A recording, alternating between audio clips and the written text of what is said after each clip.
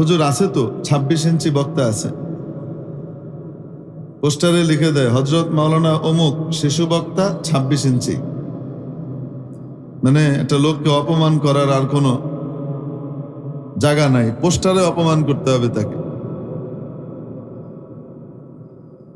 এটা তো ব্যতিক্রম।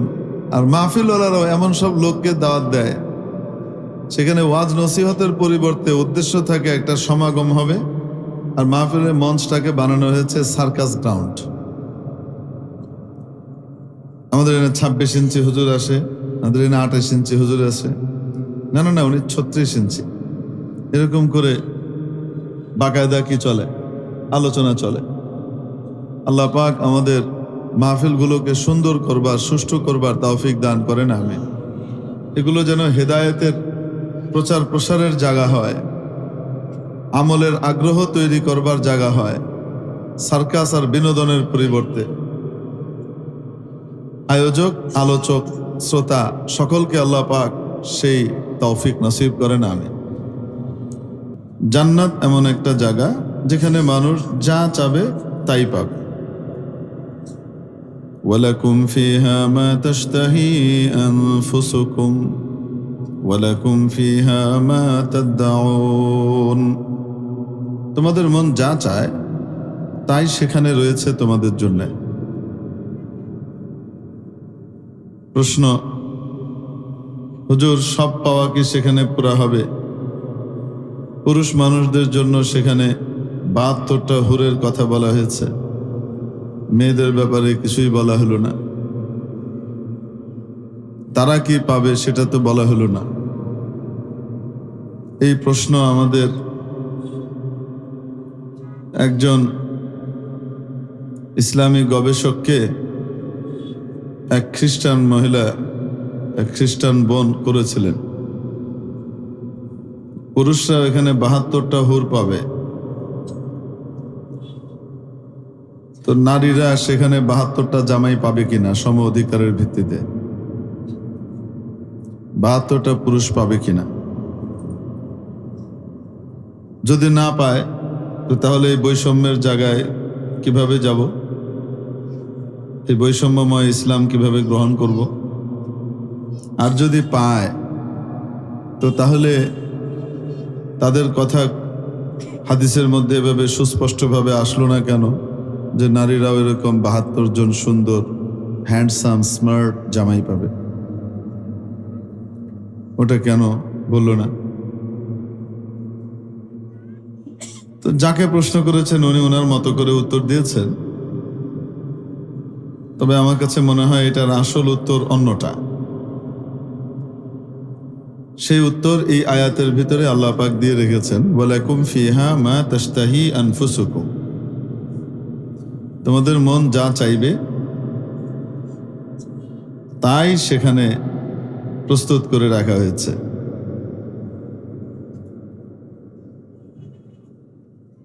প্রশ্ন হলো, তখন একজন জান্নাতি নারীর এরকম 72টা বেটা পেতে মন চাবে কিনা, এটা হলো প্রশ্ন। এই বিষয়টা বুঝবার জন্য আমি একটু অন্য একটা আলোচনার অবতারণা করি, যেন সহজে বিষয়টা বোঝা যায়। আল্লাহ পাক জান্নাতে প্রত্যেক জান্নাতীকে 6 নবীর 6টা বৈশিষ্ট্য দান করবেন। সৈয়দুনা হযরত আদম আলা নবিয়িনা ওয়া আলাইহিস সালাতু ওয়াস সালামের মতো তুল এবং আরজ দান করবেন। আদম আলাইহিস সালামের মতো দৈর্ঘ্য প্রস্থ, অর্থাৎ সবচেয়ে সুন্দর কাঠামো আল্লাহ পাক তাকে দান করবেন।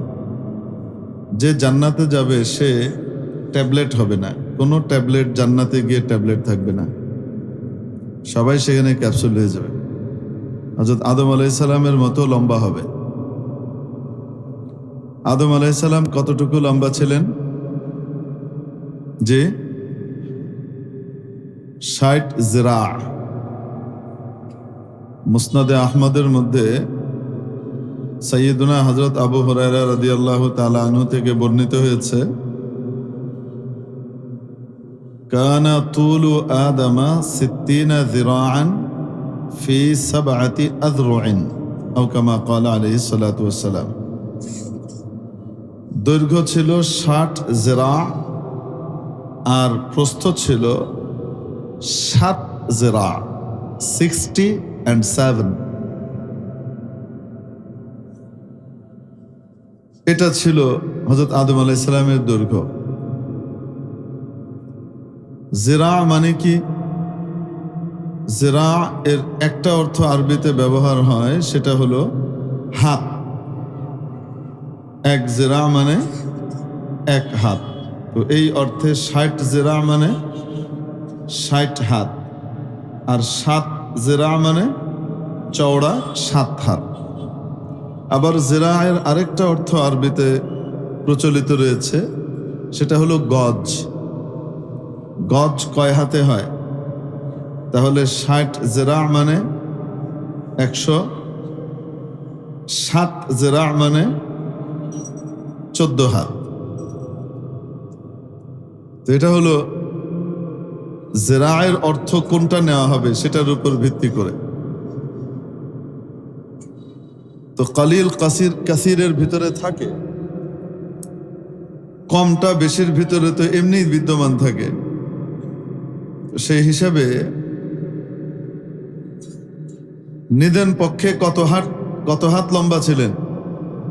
60 হাত। আর যদি জিরায়ের অর্থ গজ ধরা হয় তাহলে কত হবে? 120 হাত। 120 হাত মানে 180 ফুট, তার মানে 18 তালা। আর যদি 60 জিরা মানে 60 হাত ধরি, তাহলে 90 ফুট মানে 9 তালা। বেশি লম্বা ছিলেন না হযরত আদম আলাইহিস সালাম? কয় তালা লম্বা ছিলেন? 9 তালা লম্বা। 9 তালা লম্বা, 10.5 ফুট চওড়া, মানে 1 তালা চওড়া। কি সুন্দর কাঠামো ছিল! যে কাঠামোর প্রশংসা করতে গিয়ে আল্লাহ পাক বলেছেন, লাকাদ খালাকনাল ইনসানা ফি আহসানি তাকওয়িম। মানুষকে যে আমি তৈরি করেছি সবচেয়ে সুপার সুন্দর, চমৎকার, উত্তম স্ট্রাকচার দিয়ে তৈরি করেছি। খালাকাহুল্লাহু বিয়াদিহি। হযরত আদম আলাইহিস সালামকে আল্লাহ পাক নিজ কুদরতি হাতের ছোঁয়ায় তৈরি করেছেন। যেটাকে আল্লাহ পাক নিজে নিখুঁতভাবে, নিপুণভাবে তৈরি করেছেন, তার কাঠামোটা কেমন হতে পারে? আমি আপনি যদি জান্নাতে কোয়ালিফাইড হতে পারি না, তাহলে আমাকে আপনাকে আদম আলাইহিস সালামের মতো কাঠামো দান করা হবে। দুনিয়াতে দেখবেন কিছু ইঁচড়ে পাকা গবেষক আছে, যারা কোরআন হাদিসের তুলনা করে তার যুক্তি দিয়ে। অর্থাৎ কোরআন হাদিসের কোনো কথা যদি তার যুক্তির সাথে মিলে তাহলে বলে ঠিক আছে, তার যুক্তির সাথে না মিললে বলবে এটা জাল, জয়ীব, মুখস্থ করা আছে। চাই সেটা বুখারী মুসলিমের হাদিস হোক, চাই ইমাম বুখারী ইমাম মুসলিমের সরাসরি কেন্দ্রীয় ওস্তাদ ইমাম আহমদ ইবনে হাম্বল রহমতুল্লাহ আলাইহি নিজে সেই হাদিসখানা উপযুক্ত মনে করে নিয়ে আসেন, তারপরও তার মন মতো হয় নাই, সে বলে দিবে কি জাল। ভাই, জালটা কেন হলো? কয় যে যুক্তির সাথে মিলল না। এটা কোনো কথা? যদি 60 হাত লম্বা আমরা ধরি বা 120 হাত লম্বা ধরি, আর আমরা কেন 120 হাত লম্বা না? তো কেউ বলবে যে ওটা তো আস্তে আস্তে কালের পরিক্রমায় মানুষ ছোট হয়েছে, কমেছে। তাহলে সে এখন একটা প্রশ্ন করবে, নিজেই প্রশ্ন করবে, নিজেই আবার উত্তর দিবে, নিজেই আবার পাল্টা প্রশ্ন করবে, কাফিয়াওয়ালার মতো। মানে যে তাহরিরে ছটফট আছে না, ফাইন কিল উজিবা আনহু, ফাইন কিল উজিবা আনহু, ওই আর কি কাফিয়া সরা তাহরিরে ছটফট সম্বট। তো ওইরকম আর কি, সে নিজেই প্রশ্ন করছে যে মানুষ তাহলে এখন এত লম্বা না কেন? সে নিজেই উত্তর দিচ্ছে, কারণ আস্তে আস্তে মানুষের দৈর্ঘ্য কমেছে। যদি এটা ঠিক হয় তো তাহলে 1400 বছর আগে নবীজি সাল্লাল্লাহু আলাইহি ওয়াসাল্লামের যে হাইট, সাহাবা ইকরামের যে হাইট, সেই হাইট থেকে দীর্ঘ 1400 বছরের মধ্যে এক এক বছরে যদি গড়ে 1 ইঞ্চি করেও কমতো, মানে 100 বছরের যদি গড়ে 1 ইঞ্চি করেও কমে, তারপরেও তো এখনকার স্ট্যান্ডার্ড সাইজ কতটুকু হয়ে যাবে? 14 ইঞ্চি কমে যাবে। কিন্তু দেখা যায় বর্তমানে আরবের যে সাইজ, আরবদের সাইজ বা আকৃতি, দৈর্ঘ্য, সেটা নবীজি এবং সাহাবীদের যে দৈর্ঘ্য ছিল সেরকমই, কমে তো নাই। তা এখন কেন কমলো না? বা কমতে কমতে তো এই জমানায় 1 হাত 2 হাত হওয়ার কথা। হুজুর আছে তো 26 ইঞ্চি বক্তা আছে, পোস্টারে লিখে দেয় হযরত মাওলানা অমুক শিশু বক্তা 26 ইঞ্চি। মানে একটা লোককে অপমান করার আর কোনো জায়গা নাই, পোস্টারে অপমান করতে হবে তাকে। এটা তো ব্যতিক্রম। আর মাহফিলওয়ালারাও এমন সব লোককে দাওয়াত দেয়, সেখানে ওয়াজ নসিহতের পরিবর্তে উদ্দেশ্য থাকে একটা সমাগম হবে, আর মাহফিলের মঞ্চটাকে বানানো হয়েছে সার্কাস গ্রাউন্ড। আমাদের এখানে 26 ইঞ্চি হুজুর আসে, আমাদের এখানে 28 ইঞ্চি হুজুর আসে, না না না, উনি 36 ইঞ্চি। এরকম করে বাকায়দা কি চলে, আলোচনা চলে। আল্লাহ পাক আমাদের মাহফিলগুলোকে সুন্দর করবার, সুষ্ঠু করবার তৌফিক দান করেন, আমিন। এগুলো যেন হেদায়েতের প্রচার প্রসারের জায়গা হয়, আমলের আগ্রহ তৈরি করবার জায়গা হয়, সার্কাস আর বিনোদনের পরিবর্তে। আয়োজক, আলোচক, শ্রোতা সকলকে আল্লাহ পাক সেই তৌফিক নসিব করেন, আমিন।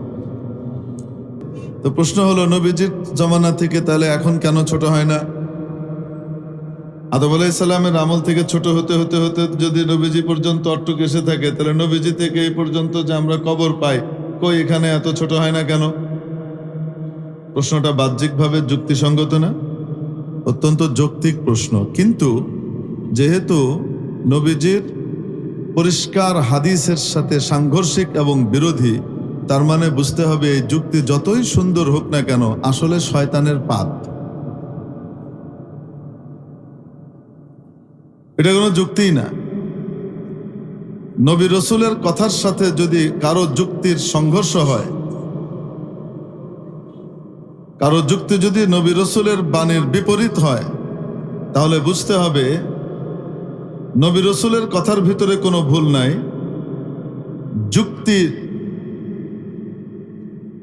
যুক্তিকে দাঁড় করাবার যে স্ট্যান্ডগুলো আছে সেগুলোর ভিতরে কোথাও মিস্টেক হচ্ছে, ভুল হচ্ছে। যুক্তি সঠিক ধারায় যাচ্ছে না, বরং ভুল ধারায় যুক্তি প্রবাহিত হচ্ছে। এজন্য কোরআন সুন্নাহর সাথে সংঘর্ষ হচ্ছে। নবীজি বলছেন কয় জেরা? আদম আলাইহিস সালামের দৈর্ঘ্য কত জেরা ছিল? 60 জেরা। বর্তমানের ইঁচড়ে পাকা ইউটিউবে বসে বসে বয়ান করেন, হ্যাঁ। আবার এদের এই গবেষণা শুনে আমাদের মধ্যে অনেকে আবার বলে অনেক জানি, নলেজেবল পারসন, উনি কথা বলেন, কাউকে ছাড়েন না, উনি সবাইকে ধরেন। মানে যে সার্টিফিকেট দিচ্ছে সে আরো বড় গাধা। এই যে কাজ করে, যখনই দেখবেন কেউ কোরআন সুন্নাহর বিপরীতে কোনো যুক্তির ভিত্তিতে কি করছে, কোনো কিছু দাঁড় করাচ্ছে, এই লোক যত সুন্দর যুক্তি দেখ না কেন, সাথে সাথে ওইখান থেকে ইউ টার্ন নিয়ে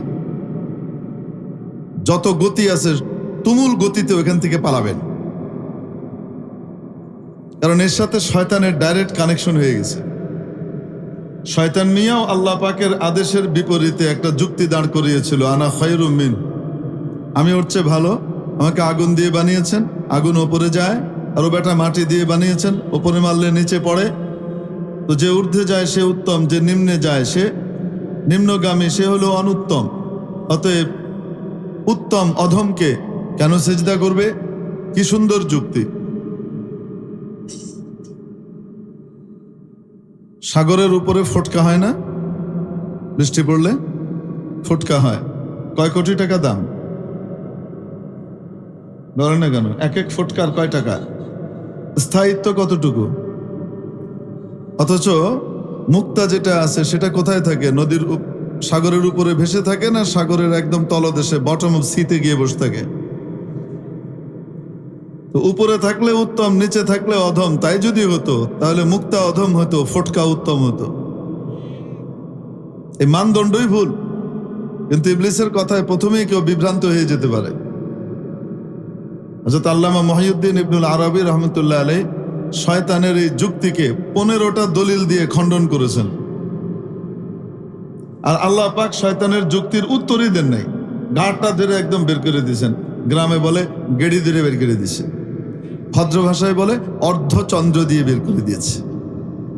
যা বেরো, উখরুজ, বেরো, ফাইন্নাকা রাজিম। তুই বিতাড়িত, যা, বেরিয়ে যা। কোনো উত্তরই দেন নাই আল্লাহ তাআলা। কেন? আমি কেন উত্তর দিব? তুই যার সমালোচনা করেছিস তার পোনা যেগুলো আসবে ছেলে পেলে, ওরাই তোকে দেখবি উত্তরটা কেমন দেয়। তো ইবনুল আরবি 15 দলিল দিয়ে তার উত্তর দিয়ে দিছে। ব্যাটিং এমন করা করছে, প্যাভিলিয়ন পার হয়ে গেছে, শয়তানরে খুঁজে পাওয়া যাচ্ছে না। তো যে কারো যুক্তি, কোনো ব্যক্তির কথা যদি দেখেন সে যুক্তির উপরে ভিত্তি করে কোরআন সুন্নাহর বিরুদ্ধে দাঁড়িয়েছে, তাহলে বুঝতে হবে এর সাথে শয়তানের ডাইরেক্ট কানেকশন হয়ে গেছে। সে দেখতে যত সুন্দরী হোক না কেন, যত চমৎকার কথাই বলুক না কেন, এ গবেষক নয়, এ গোভেষক,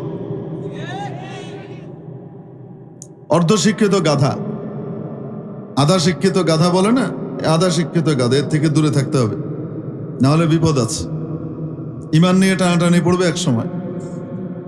নবীজি বলছেন 60 হাত লম্বা, 60 জেরা লম্বা। এটার অর্থ হয় 60 হাত হবে, নয়তো 120 হাত হবে, যাই হোক না কেন। আর সে বলে এত লম্বা হয়, এটা যুক্তিতে ধরে না, এটা গাঁজাঘুরি কথা। তো কার কথা বাদ দিব, নবীজিরটা না ওরটা? বুঝাতে পারি নাই। আচ্ছা ঠিক আছে, আসেন তো দেখি একটু আমরা অন্য দিক থেকে তার এই যুক্তিটাকে একটু হিসাব কিতাব করি।